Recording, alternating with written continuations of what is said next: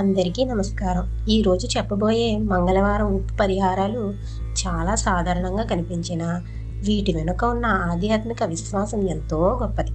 చాలామంది భక్తితో ఆచరించి తమ జీవితంలో మంచి మార్పులు చూశామని చెబుతున్నారు. మీరు కూడా ఈ విషయాలను పూర్తిగా తెలుసుకుని నమ్మకంతో ఆచరిస్తే శుభ ఫలితాలను పొందే అవకాశం ఉంటుంది. కాబట్టి ఈ వీడియోను ఒక్క సెకను కూడా స్కిప్ చేయకుండా చివరి వరకు తప్పకుండా చూడండి. ఎందుకంటే చివరిలో చెప్పబోయే ఒక ప్రత్యేకమైన ఉప్పు పరిహారం చాలామందికి తెలియదు. వీడియో ప్రారంభించే ముందు మీకు ఒక చిన్న మనవి, ఈ వీడియోకి ఒక లైక్ చేయండి. మీ కుటుంబ సభ్యులు, బంధువులు, స్నేహితులతో తప్పకుండా షేర్ చేయండి. ఇలాంటి సాంప్రదాయ పరిహారాలు ఎప్పటికప్పుడు పొందాలంటే మా ఛానల్ని ఇప్పుడే సబ్స్క్రైబ్ చేసుకుని పక్కనే ఉన్న గంట గుర్తును కూడా నొక్కండి. అలాగే కామెంట్స్లో భక్తితో ఓం నమః శివాయ అని తప్పకుండా రాయండి. పరమశివుని అనుగ్రహం మీకు, మీ కుటుంబానికి ఎల్లప్పుడూ ఉండాలని మనస్ఫూర్తిగా కోరుకుంటూ ఇక ఈ పవిత్రమైన ఉప్పు పరిహారాల గురించి వివరంగా తెలుసుకుందామా? మన జీవితంలో కొన్నిసార్లు ఎంత కష్టపడినా పనులు అనుకున్నట్టుగా జరగవు. డబ్బు సంపాదించినా చేతిలో నిలవదు. ఇంట్లో చిన్న చిన్న విషయాలకే గొడవలు వస్తుంటాయి. కారణం లేకుండానే మనసు భారంగా అనిపిస్తుంది. ఏ పని మొదలుపెట్టినా చివరి విషయంలో ఆటంకం ఎదురవుతుంది. ఇలాంటి పరిస్థితుల్లో చాలామంది దేవుణ్ణి ఆశ్రయించి ఆధ్యాత్మిక మార్గాలను అనుసరిస్తారు. మన పెద్దలు కూడా కొన్ని సులభమైన పరిహారాలను తరతరాలుగా చెప్పుకుంటూ వచ్చారు. వాటిలో ఉప్పుతో చేసే కొన్ని విశేషమైన ఆచారాలు ఎంతో ప్రసిద్ధి పొందాయి. ముఖ్యంగా మంగళవారం చేసే ఉప్పు పరిహారాలకు ప్రత్యేకమైన స్థానం ఉందని ఆధ్యాత్మిక సాంప్రదాయాలు తెలియజేస్తున్నాయి. ఉప్పు అనేది మన వంటింట్లో ప్రతిరోజు ఉపయోగించే సాధారణ వస్తువే అయినా ఆధ్యాత్మిక దృష్టిలో దీనికి ఎంతో ప్రత్యేకత గుర్తింపు ఉంది. ఇంట్లోని భారమైన వాతావరణాన్ని తగ్గించడానికి, మనసుకు ప్రశాంతత కలిగించడానికి, సానుకూల ఆలోచనలు పెంచడానికి ఉప్పు ఉపయోగపడుతుందని చాలామంది విశ్వసిస్తారు. అందుకే దిష్టి తీసే సమయంలో, గృహశుద్ధి చేసే సమయంలో, కొన్ని పూజా కార్యక్రమాల్లో కూడా ఉప్పును వినియోగిస్తారు. ఈ రోజు చెప్పబోయే విధానాలు కూడా అలాంటి సాంప్రదాయ విశ్వాసాల నుంచే వచ్చినవి. వీటిని భక్తితో, మంచి సంకల్పంతో ఆచరిస్తే జీవితంలో ఆశాజనకమైన మార్పులు కనిపించవచ్చని అనేక మంది తమ అనుభవాలను పంచుకుంటున్నారు. మంగళవారం ఉదయం స్నానం చేసి శుభ్రమైన దుస్తులు ధరించిన తర్వాత ఈ ఆచారాలను ప్రారంభించడం మంచిదిగా భావిస్తారు. పరిసరాలను కూడా శుభ్రంగా ఉంచడం అవసరం. ఎందుకంటే పరిశుభ్రత ఉన్న చోటే మంచి ఆలోచనలు, మంచి శక్తులు నిలుస్తాయని పెద్దలు చెప్పిన మాట. ఆ తర్వాత మీ ఇష్టదైవాన్ని మనసులో స్మరించండి. ఇంట్లో శాంతి నెలకొనాలని, కుటుంబ సభ్యులందరూ ఆరోగ్యంగా ఉండాలని, ఆర్థిక ఇబ్బందులు తొలగిపోవాలని మనసారా ప్రార్థించండి. ఈ ప్రార్థనతో ప్రారంభించిన ప్రతి పని మరింత అర్థవంతంగా అనిపిస్తుంది. ఇప్పుడు మొదటిగా చేయాల్సిన పరిహారం గురించి తెలుసుకుందామా? ఒక చిన్న గాజు గిన్నె తీసుకుని అందులో దొడ్డ ఉప్పును నింపండి. తర్వాత అందులో 7 లేదా 11 లవంగాలను వేయండి. లవంగానికి సుగంధం మాత్రమే కాదు, పవిత్రతకు కూడా ఒక ప్రతీకగా భావిస్తారు. ఈ రెండూ కలిసి ఇంటి వాతావరణాన్ని శుభ్రపరిచే సంకేతంగా అనేక ప్రాంతాల్లో ఆచరిస్తున్నారు. గిన్నె సిద్ధమైన తర్వాత దానిని 2 చేతులతో గౌరవంగా పట్టుకోండి. ఆ గిన్నెను తీసుకొని మీ ఇంట్లోని ప్రతి గదిలో నెమ్మదిగా నడవండి. హాల్, పడక గదులు, వంటగది, పిల్లలు చదివే గది, ఇంట్లో ఎక్కువ సమయం గడిపే ప్రతి ప్రదేశాన్ని ప్రశాంతంగా తిరగండి. ఇలా తిరుగుతున్నప్పుడు మనసులో మంచి ఆలోచనలు మాత్రమే ఉంచండి. కుటుంబంలో సంతోషం పెరగాలని, అనవసర కలహాలు తొలగిపోవాలని, ప్రతి సభ్యుడి జీవితంలో అభివృద్ధి కలగాలని ప్రార్థించండి. మాటలు చెప్పకపోయినా మనసులోని ఆ సంకల్పమే ఈ ఆచరణకు ప్రధాన బలం. ఇంటి అంతా తిరిగిన తర్వాత ఆ గాజు గిన్నెను అందరికీ కనిపించే చోట కాకుండా ప్రశాంతమైన ప్రదేశంలో ఉంచండి. తరచూ చేతులు తగిలే చోటు కాకుండా శుభ్రంగా ఉండే మూలన ఎంచుకోవడం మంచిది. కొందరు దీనిని అల్మారా లోపల ఉంచుతారు, మరికొందరు ఎత్తైన అరలో భద్రపరుస్తారు. ముఖ్యంగా ఎవరూ ఆట పట్టించకుండా, అనవసరం లేకుండా కదిలించకుండా ఉండేలా చూసుకోవాలి. కొంతకాలం తర్వాత ఇంట్లో వాతావరణం మారినట్లు చాలామంది గమనించామని చెబుతూ ఉంటారు. కొన్ని కుటుంబాల్లో ఈ ఆచరణ చేసిన తర్వాత సభ్యుల మధ్య అపార్థాలు తగ్గాయని చెబుతారు. అనవసర ఖర్చులు తగ్గడం ప్రారంభమైందని, ఇంట్లో నవ్వులు పెరిగాయని, పనిచేసే ఉత్సాహం తిరిగి వచ్చిందని కూడా కొందరు అనుభవాలను పంచుకుంటున్నారు. ప్రతి ఇంటి పరిస్థితి నేరుగా ఉంటుంది కాబట్టి ఫలితాలు కూడా ఒక్కొక్కరికి ఒక్కోలా ఉండవచ్చు. అయితే మంచి సంకల్పంతో చేసే ప్రతి ఆధ్యాత్మిక ప్రయత్నం మనసులో ధైర్యాన్ని పెంచుతుందనేది మాత్రం నిజం. అదే ధైర్యం జీవితంలో ముందుకు నడిపించే గొప్ప శక్తిగా మారుతుంది. ఇప్పుడు మరో విశేషమైన విధానం గురించి తెలుసుకుందాం. ఒక గాజు గిన్నెలో దొడ్డ ఉప్పు తీసుకుని అందులో ఒక పటిక ముక్కను ఉంచాలి. దిష్టి నివారణ కోసం చాలా ఇళ్లల్లో ఉపయోగించే పటికను ఈ ఆచరణలో కూడా ఉపయోగిస్తారు. ఉప్పు, పటిక కలిసి ఇంట్లో నిలిచిపోయిన భారమైన ప్రభావాన్ని తగ్గించే ప్రతీకగా భావించబడతాయి. అందుకే ఈ పద్ధతి చాలా కాలంగా అనేక సంభాషణల్లో కొనసాగుతుంది.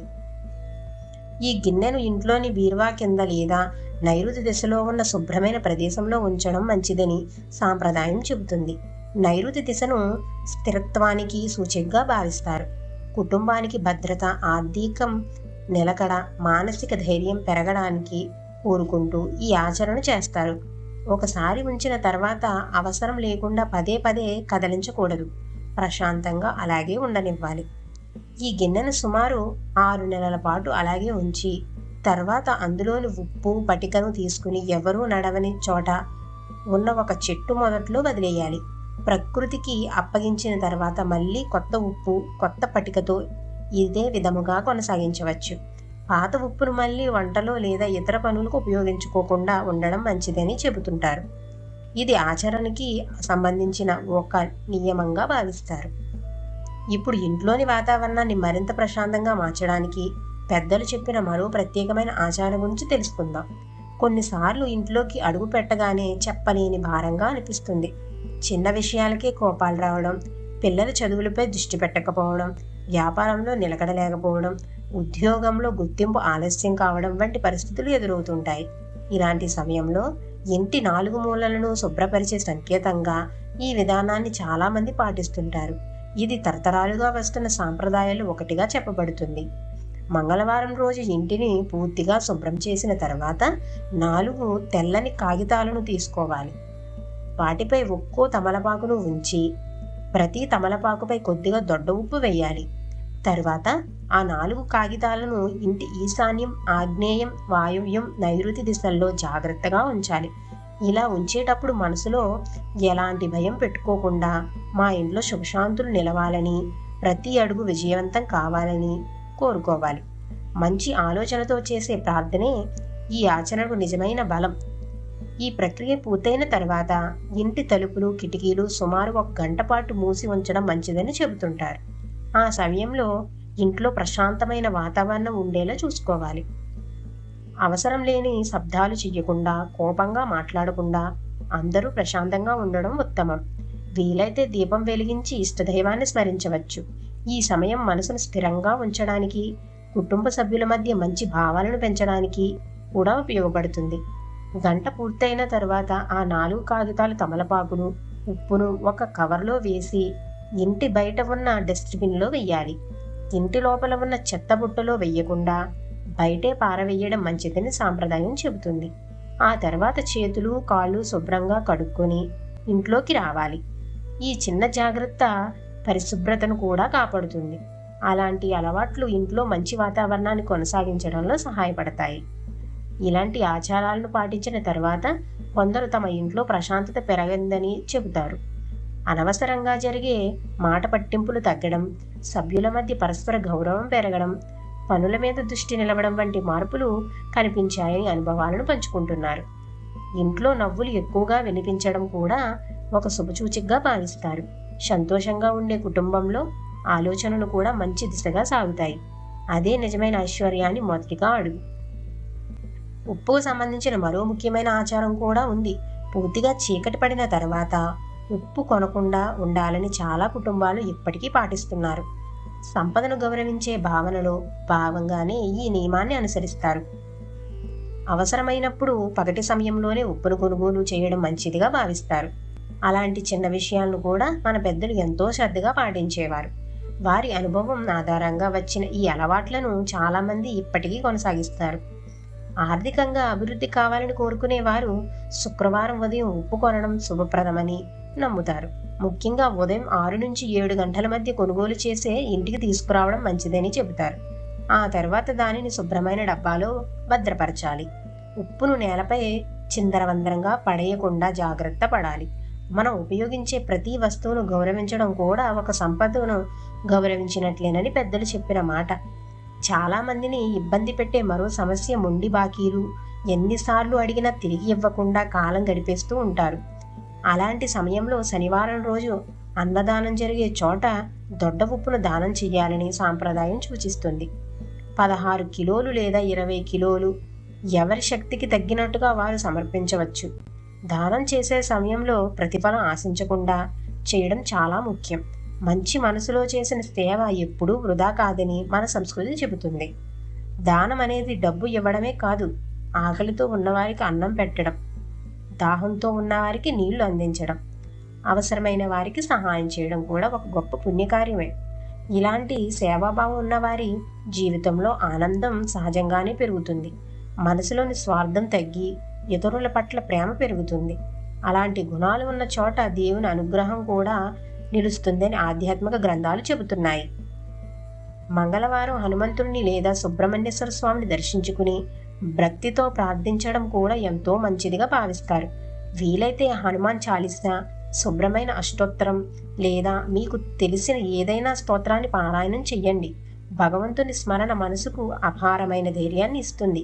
ఆ ధైర్యం వల్లే కష్టాలను ఎదుర్కొనే శక్తి పెరుగుతుంది. సమస్యలు వచ్చినా దిగులు పడకుండా ముందుకు వెళ్ళే ఆత్మవిశ్వాసం కలుగుతుంది. చివరిగా ఒక విషయం గుర్తుంచుకోండి. ఈ ఆచారాన్ని మన సంస్కృతిలో తరతరాలుగా వస్తున్న ఆధ్యాత్మిక విశ్వాసాలు మాత్రమే. వీటిని నమ్మకంతో, భక్తితో, పవిత్రమైన మనసుతో ఆచరిస్తే మంచి ఫలితాలు లభిస్తాయని విశ్వసిస్తారు.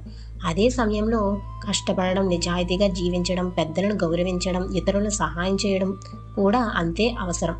మంచి ఆలోచన, మంచి ప్రవర్తన, దైవభక్తి ఈ మూడు కలిసి వచ్చినప్పుడు జీవితంలో ఆనందం మరింత పెరుగుతుంది. ఈ సమాచారం మీకు ఉపయోగకరంగా అనిపిస్తే వీడియోకు తప్పకుండా ఒక లైక్ చేయండి. ఇలాంటి ఆధ్యాత్మిక విషయాలను, పరిహారాలు, పూజా విధానాలు, జ్యోతిష్యానికి సంబంధించిన ఆసక్తికరమైన సమాచారం కోసం మా ఛానల్ను సబ్స్క్రైబ్ చేసుకుని పక్కనే ఉన్న గంట గుర్తును కూడా నొక్కండి. అలాగే కామెంట్స్లో ఓం నమః శివాయ అని భక్తితో రాయండి. పరమేశ్వరుని అనుగ్రహం మీకు, మీ కుటుంబానికి ఎల్లప్పుడూ ఉండాలని మనస్ఫూర్తిగా కోరుకుంటున్నాను. సర్వేజన సుఖినో భవంతు. ఈ వీడియో గనుక మీకు నచ్చినట్లయితే ప్లీజ్ లైక్ చేసి మీ ఫ్రెండ్స్కి షేర్ చేయండి. అలాగే మా కొత్త వీడియో మీకు వెంటనే చేరాలంటే మా ఛానల్ను సబ్స్క్రైబ్ చేసుకుని పక్కనే ఉన్నటువంటి బెల్ ఐకాన్ను ప్రెస్ చేయండి. ధన్యవాదములు.